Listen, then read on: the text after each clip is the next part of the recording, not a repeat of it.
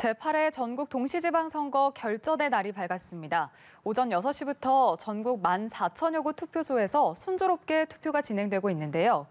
이번 지방선거는 윤석열 정권 출범 기준 22일 만에 치러지는 선거로 집권 초반 전국 향배를 가를 중대 분수령으로 꼽힙니다. 김경진 전 국민의힘 의원, 신경민 전 민주당 의원과 함께 이번 선거 전망 짚어보겠습니다. 어서 오십시오. 안녕하십니까. 네, 안녕하세요. 네, 안녕하십니까. 자, 지난주에 치러졌던 사전투표율은 20.62% 역대 최고 사전투표율을 기록했고 지금 현재 본투표가 이제 4년 전 지방선거 때 같은 시간대와 비교하면 좀 비교적 좀 저조한 투표율을 보이고 있는데 이번 선거 최종 투표율은 어떻게 전망하시는지요? 글쎄요, 지난번보다 낮을 것 같아요. 예. 그러니까 우선 선거 열기가 예. 생각보다는 이게 바닥에서 그렇게 뜨겁지는 않은 것 같아요. 그리고 지난번 대선 때는 사실은 이렇게 줄 길게 서서 다들 투표했지 않습니까? 예. 그런 분위기가 아닌 것 같아요. 그래서 이게 55% 달성하기도 조금 어려운 것이 아니냐. 그런 지금 추측도 좀 드네요, 보니까. 생각보다 분위기가 좀 뜨겁지 않아서 예. 투표율이 그렇게 높지 않을 것 같다 이렇게 전망해 주셨는데 최종 투표를 어떻게 전망하세요? 글쎄요, 사전 투표가 사상 최고 이렇게 예. 얘기는 했는데 사실은 지난번하고 거의 지방선거하고 비슷하거든요. 예. 그러니까 사상 최고라는 것은 그렇게 큰 의미를 부여하기는 어렵고요. 그러면 지난번 지방선거 때 55 정도 나왔으니까 이번에도 거의 비슷한 수준. 60을 예상한 분들이 꽤 많이 있었죠. 예. 그것은 열기가 있을 때의 경우고 이걸 대선 2라운드라고 보는 경우에는 다들 나가지 않겠느냐 이렇게 본 거죠. 예. 그런데 그건 좀 현재로 봐서는 그런 열기를 읽기는 어렵습니다. 두 분께서 공통적으로 네. 투표율이 그렇게 높진 않을 것 같다 이렇게 전망을 해주셨는데 대통령 선거 기간이 어쩌면 계속 이어진다고 보니까 예. 대선의 피로도가 국민들에게 조금 남아 있는 것 같고요. 보면 예. 그다음에 이게 사실은 윤석열 대통령 같은 경우 집권 초반임에도 불구하고 사실은 지지도가 지금 4~5% 이 정도밖에 안 나오고 있거든요. 그런데 예. 집권 초기에는 사실은 정상적으로 한다면 한 70~80% 나와야 맞거든요, 보면. 그러니까 국민의힘을 지지하는 국민들 입장에서도 생각보다는 지금 뜨겁지 않고 그다음에 민주당 같은 경우는 지금 이재명 후보가 출전을 했지 않습니까? 근데 이재명 후보도 오히려 출전을 하고 나서 국민들 마음속에서 점점 더 좀 이렇게 마이너스 효과가 좀 있는 것 같아요. 예. 그러면서 민주당 쪽을 지지하는 국민들도 투표 열기가 뜨겁지 않고 그러면서 전체적으로 이게 투표 열기 자체가 좀 이렇게 다운돼 있는, 가라앉아 있는 이런 상황으로 느껴집니다, 지금. 예. 그 과거에는 이제 투표율에 따라서 투표율이 높으면 어느 쪽에 유리하고 낮으면 누가 불리하고 이런 그런 경향이 있었는데 이런 등식은 좀 깨졌다, 이런 공식이 깨졌다 이런 평가도 나오거든요. 어떻게 생각하세요? 벌써 깨졌습니다. 예. 그리고 사전 투표 높으면은 어디가 유리하고 이런 거 해석들 많이 했는데요. 예. 이제 2014년에 이 전국 어디서나 투표를 할 수 있는 시스템이 도입이 됐어요. 그래서 그때부터 처음에는 그런 분석과 전망이 맞아떨어지는 대목이 분명히 있었죠. 예. 근데 지금 이렇게 2014년 이후에 수없이 많은 지금 선거를 되풀이하면서 국민들의 그 선거에 대한 또 투표에 대한 자세라고 그럴까요? 태도가 결정이 돼 갔는데 예. 사흘 투표하고 그중에 내 편한 날짜에 가서 한다. 대충 이렇게 돼서 대충 그 다음에 사전 투표율 그리고 최종 투표율을 이렇게 분석해 보면은 예. 크게 영향을 주지 않는다. 사전 투표도 영향을 주지 않고 예. 최종 투표율이 어떤 그 승부에 크게 영향을 주지 않는다.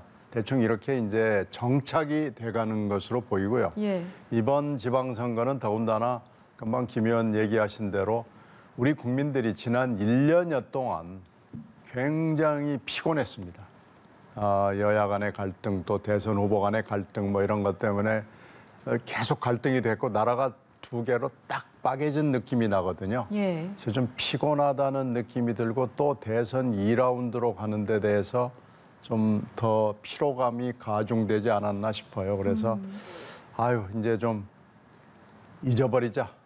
좀 뉴스도 좀 덜 보자 뭐 이런 분위기들이 있어 보여요. 예, 좀 피로감이 좀 높아졌다 이렇게 네. 봐도 되겠죠. 자, 그 최종 스코어와 관련해서 지금 뭐 판세를 보면 국민의힘은 9곳에서 조금 더 낙관적으로 보면 13곳까지 또 보고 있는 그런 기대감도 있고, 민주당은 지금 목표치를 조금씩 낮춰서 뭐 4곳에서 5곳, 6곳까지 이제 보는 기대감이 있는데, 자, 이번 판세 어떻게 예측하시는지요? 뚜껑 까봐야 돼요. 일단 접전 지역도 너무 많죠. 예, 그러니까 지금 저도 평론하기가 편치가 않은 게 예.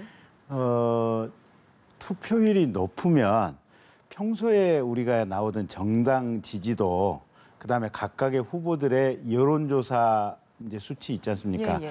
거의 유사하게 나올 확률이 높거든요, 보면. 근데 투표율이 낮은 경우에는 예. 요게 같이 갈 싱크로 확률이 좀 떨어져요, 보면.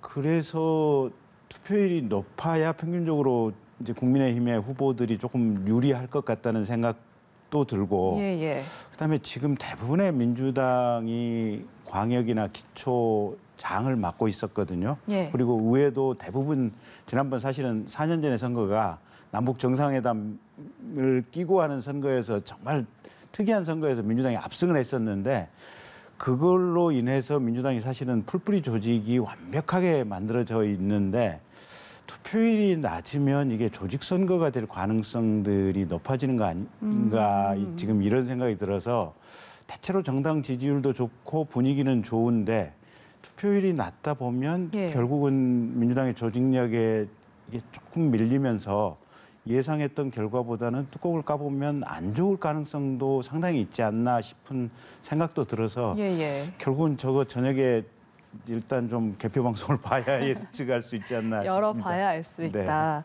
투표율이 낮을수록 여론조사 결과대로 안 갈 확률이 좀 높아진다면 민주당 입장에서는 좀 기대를 해볼 만한 거 아닐까요? 2018년은 예. 피차에 잊어버려야 됩니다. 2018년 선거는 그 당시에 싱가포르 선언이죠. 예. 남북한 그리고 미국 대통령까지 주연으로 등장을 해가지고 어떤 세계 드라마가 펼쳐지는 그 직후에 있은 선거이기 때문에 예. 전혀 도움이 되지 않는, 그리고 분석의 틀로서 유효하지 않은 선거라고 저희는 판단하고요. 그건 잊어버리고 일단 3월 9일 대선 패배 이후에 석 달도 안 되는 시간에 지금 치러지는 선거이기 때문에 예. 2022년 선거, 지방선거는 전혀 다른 선거다라고 봐야 됩니다. 그리고 실제로 지금 그렇게 돌아가고요. 예. 정당 지지도도 불리하고요. 이런 불리한 판에서 컨벤션 효과까지 여당 쪽에 이렇게 시리즈로 있는 상황에서 하는 거기 때문에 매우 불리한 지방선거를 하고 있는 게 맞죠. 그러니까 당이 뭐라고 얘기하건 저는 처음부터 4+알파를 민주당이 가져올 수밖에 없는데 예. 알파가 하나일지 둘지 셋일지 넷일지는 해봐야 하는 거다라고 생각을 했고요. 예. 그게 지금 오늘 이 시간에 와가지고도 아직 잘 모르겠는 게, 그 4+알파에서 그 알파로 우리가 치는 쪽은 전부 다 후보 경쟁력이 뛰어난 곳입니다. 예. 후보 경쟁력이 국민의힘을 누르는, 또 현역으로서 매우 잘했던 그런 곳만 있기 때문에 이번에는 후보 경쟁력으로 판가름을 낼 수밖에 없다, 이렇게 보고요. 알파가 하나일지 넷일지 다섯일지는 일단 오늘 저녁에 봐야 되겠지만, 저는 여러 가지 불리한 상황에서도 만약에 여기서 알파가 높다 그러면은 그건 당으로서뿐만 아니고 그 당선되는 후보 자체가 대단한 경쟁력을 가지는, 앞으로 다음 선거에서 예. 어떤 잠재적 가능성을 가지는 그런 후보가 탄생할 것이라고 봅니다. 알겠습니다. 자, 지역별 격전지를 좀 하나하나 자세히 살펴보면 먼저 최대 격전지로 꼽히는 경기도, 국민의힘 김은혜 후보, 민주당 김동연 후보가 정말 막판까지 여론조사에서 엎치락 뒤치락 정말 초접전해 보였거든요. 경기지사 결과는 어떻게 전망하시는지요? 정말 모르겠어요. 정말 모르겠고요. 예. 얼마만큼 지금 투표소에 가느냐, 이게 관건인 것 같아요. 그래서 기초자치단체장 선거가 좀 치열한데 예. 특히 이제 경기 북부 쪽에서 이제 치열하게 아마 치러지는 곳이 많으면 많을수록 김은혜 후보에게 조금 유리한 것 같고 경기 남부 쪽에서 치열하게 치러지는 곳이 많다면 어쩌면 또 조금 불리할 수도 있고 그다음에 아까 신경민 선배님 말씀하신 대로 지금 정당 지지도냐 또는 인물 경쟁력이냐 이런 부분도 좀 주목해서 봐야 될 것 같고요. 예. 그다음에 이제 막판에 터진 지금 재산 등록 미비냐 아니면 김동연 후보 같은 경우는 특정인에게 계약을 몰아줬냐 이 부분에 대한 예. 국민들의 평가가 어떻게 될 것이냐 이제 이런 부분들이 아마 종합적으로 검토돼서 나올 것 같은데 제 예상으로는 김은혜 후보가 조금 더 가능성이 있지 않나라는 추측은 해봅니다만 네. 역시 뚜껑 까봐야 알겠습니다. 그 재산 허위 신고 문제가 지금 막판에 불거졌잖아요. 네. 지금 투표소 전역에 이 공고가 붙은 상황인데 이 공고문이 붙은 게 이제 초접점 표심에 어느 정도 영향을 미쳤을지 이것도 참 궁금하거든요. 그렇죠. 네. 아무래도 뭐 영향을 주겠죠. 그리고 이게 지금 뉴스를 며칠 전부터 달군 거고 예. 이걸 제보를 하고 문제를 일으킨 사람이 강용석 후보란 말이에요. 이거 어떻게 보면 자중질환일 수도 있고요. 예. 근데 이 재산 신고 문제는 오늘 투표에도 영향을 주지만은 앞으로 사법 처리에도 지대한 영향을 줄 수밖에 없는 데에서 또 이제 오늘 선거에 영향을 줄 수밖에 없는 상황이고 예. 여기에 조금 시간은 지났지만 KT 이 부정 채용 물론 실패로 끝난 민원이라고는 하지만 이게 젊은 사람들의 표심을 자극하거든요. 이게 두 개가 다 두 사안이 다 젊은 사람을 들에게 어필하는 이슈고요. 예. 경기도는 동서남북이 다 조금씩 투표 성향이나 주민 성향이 좀 다릅니다. 특히 수도권에 가까운 지역에 사는 젊은 사람들한테는 상당한 영향을 주지 않겠느냐라는 것이 지금 여러 군데에서 관측이 되고 있죠. 그래서 이것이 예. 박빙으로 결국은 가서 누가 이기든지 간에 박빙으로 이길 수밖에 없지 않냐라고 생각이 되고요. 지금 경기도는 기초자치단체장이 31곳입니다. 예. 근데 31곳에 상당한 숫자가 또 박빙입니다. 그리고 이제 외곽으로 이렇게 경기도의 외곽으로 가면은 국힘당 기초자치단체장들이 또 무세한 지역이 많고요. 그래서 예. 이 두 가지 사안이 영향을 미치는 지역의 투표율도 대단히 큰 영향을 주게 될 것이다라고 판단이 돼요. 그래서 정말로 경기도 선거는 끝까지 예. 한 장까지 카운트를 해봐야 결과를 알 수 있지 않게 되겠느냐 이렇게 보입니다. 예. 그때 저는 이제 방송 나온 김에 그래도 김은혜 후보 조금 디펜스를 해드려야 될 네네. 책무도 좀 있으니까 예. 예. 저게 어쨌든 허위 신고 이제 직원분 실수에 의해서 그렇게 됐다고 하는데 어쨌든 예. 그건 본인 책임임은 어쩔 수 없는 부분이에요. 아무리 실제 직원에게 맡겼다고 하더라도.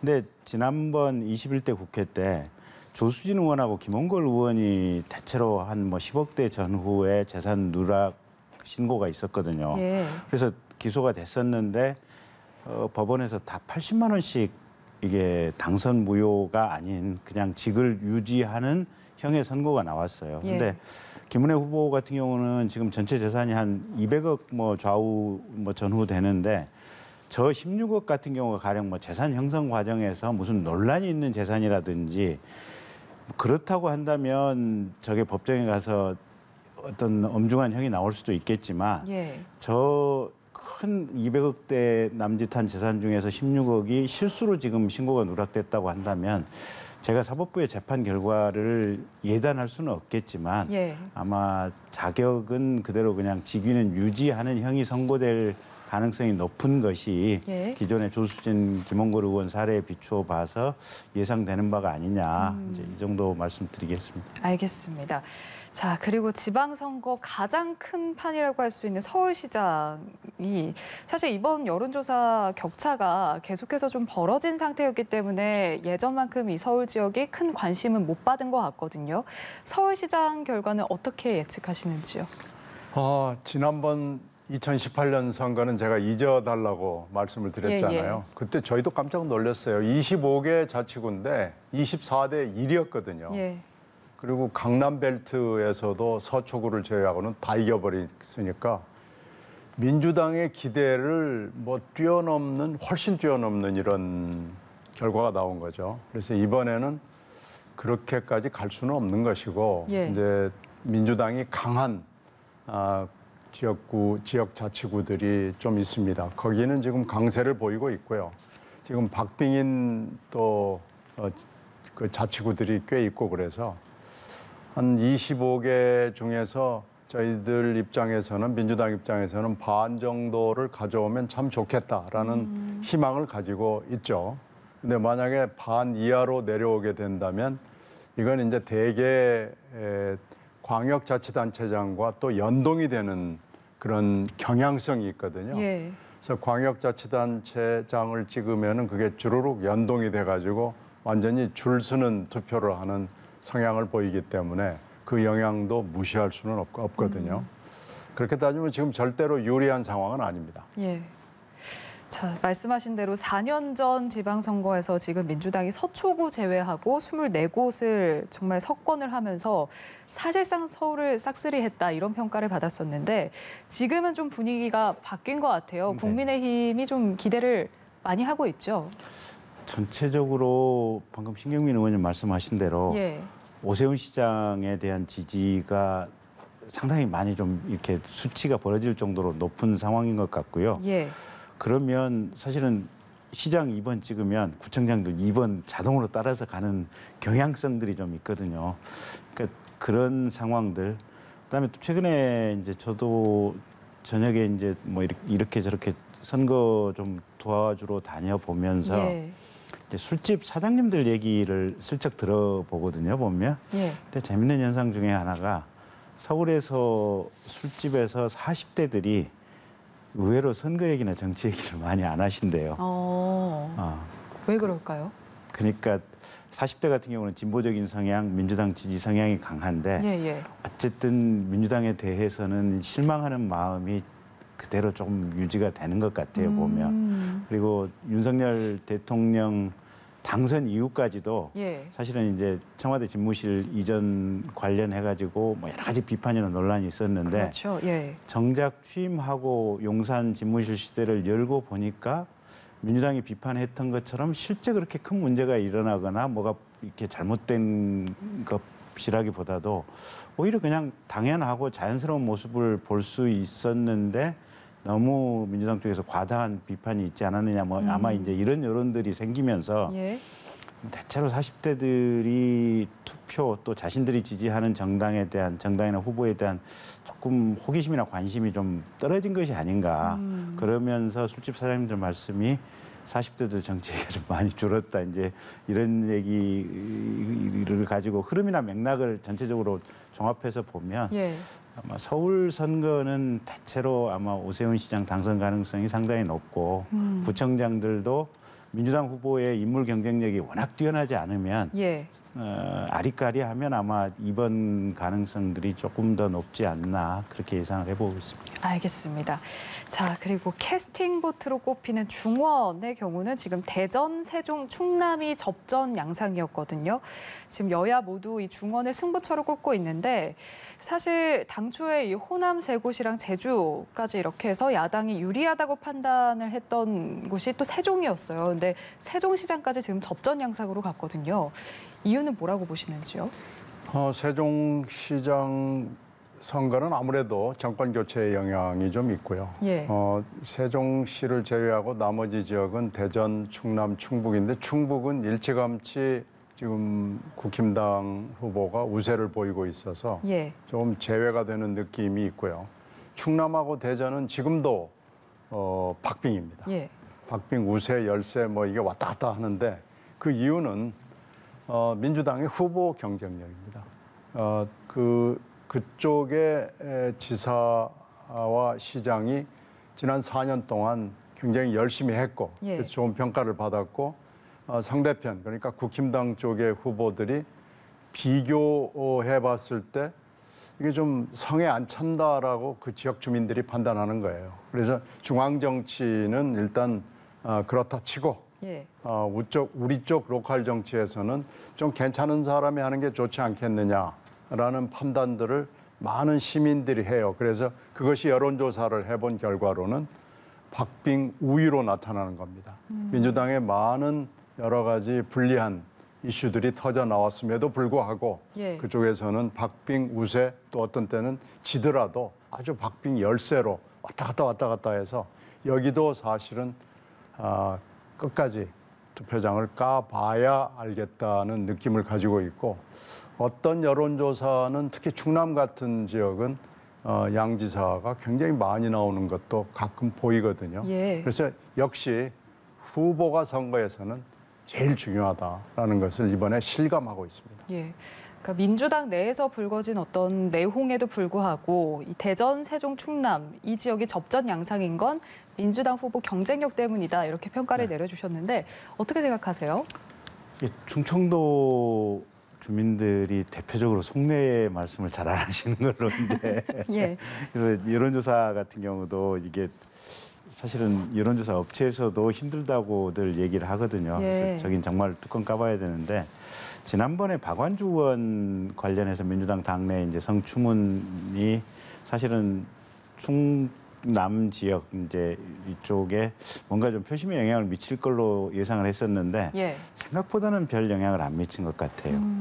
그리고 저게 지금 충남지사 같은 경우는 천안 아산이 사실은 이게 충남도의 거의 유권자의 절반일 겁니다, 아마. 예. 그래서 저기도 소지역주의가 조금 이제 이렇게 어느 정도 있는 지역인데 양승조 지사 같은 경우가 아마 천안 쪽에서 과거에 국회의원 하셨을 거예요, 보면. 그래서 그런 탄력이 좀 분명히 있고. 예. 근데 반면에 이제 세종 같은 경우는 저희가 지금 공무원 도시 아니겠습니까?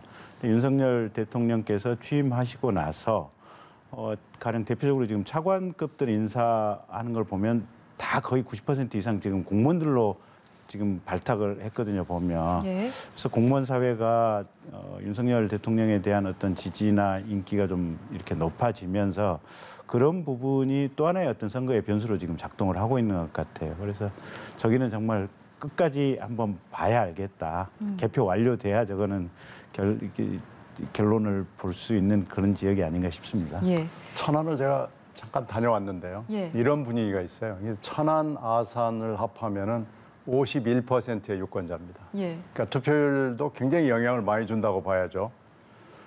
거기다 또 인구가 많죠. 예. 그런데 거기는 이제 양승조 지사를 천안에서 다선 의원이거든요.